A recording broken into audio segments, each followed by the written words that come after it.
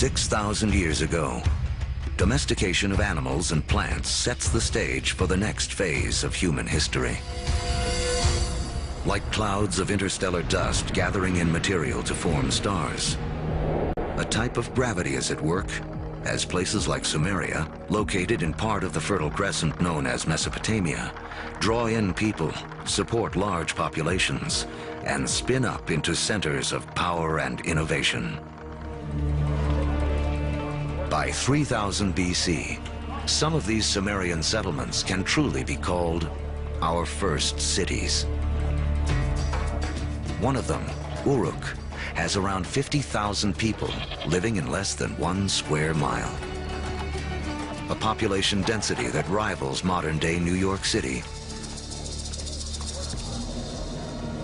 Humans have become so efficient at deriving energy from domesticated food that this land area, which would have supported only a single hunter-gatherer, now can support thousands. But a change in diet also triggers a new dependence.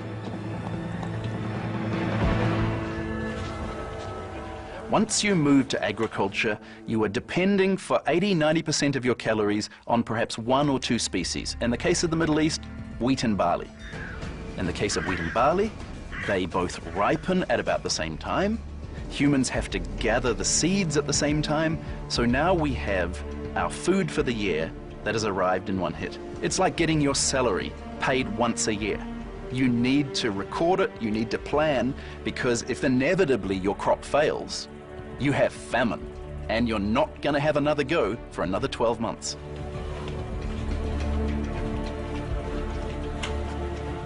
In these first cities, crops are king. To keep track of them, our ancestors developed the first writing. To protect them, the first armies. And to administer them, the beginnings of politics. When you have hundreds or thousands of people who are living together, there's simply too many people to sort of run around and create a census. It creates a need for government. It creates a need for some form of social and political hierarchy. Planting seeds has set man on a new path. Settlements have grown into cities.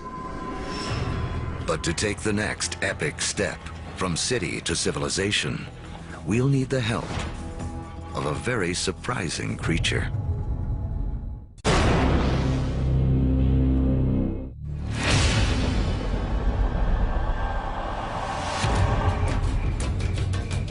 "5,000 years ago, after wandering the Earth for more than 100,000 years, mankind has begun to settle down. We cluster near rivers, along the Tigris and Euphrates, the Nile, the Indus, the Yellow and Yangtze. Civilizations are about to take off. But first, they must all master one thing: trade.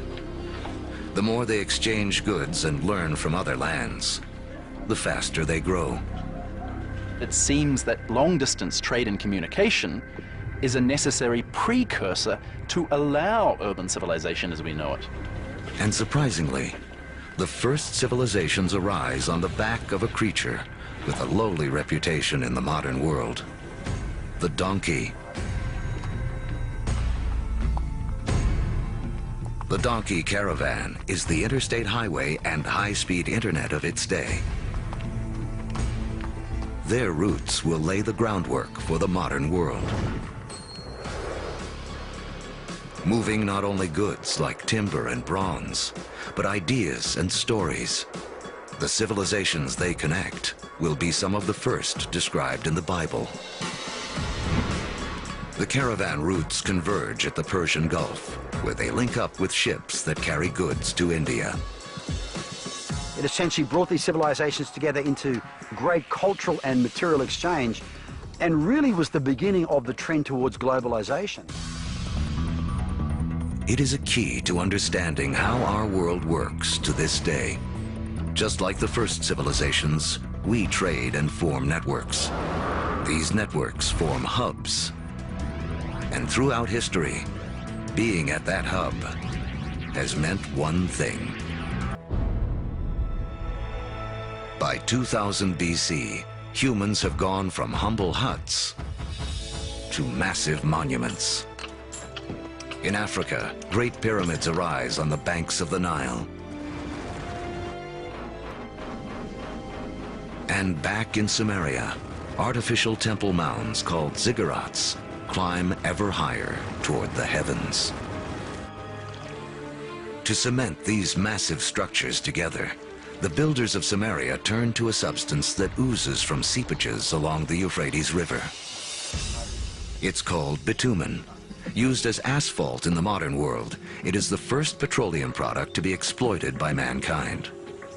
While bitumen is highly prized, the lighter, thinner substance oozing from the ground along with it is considered a nuisance by the ancients because it catches fire so easily. The ancients call it naphtha. We call it gasoline. And it's one of the first indications of the vast oil fields that will one day turn the cradle of civilization into a center of wealth and warfare. The legacy of these first civilizations can be seen in surprising ways. The Sumerian counting system was based on the number 12 rather than 10, which is why we divide our days into two 12-hour blocks, our hours into 60 minutes, and our minutes into 60 seconds. The Sumerians also likely invented the wheel, which eventually leads to another innovation that will change the course of man.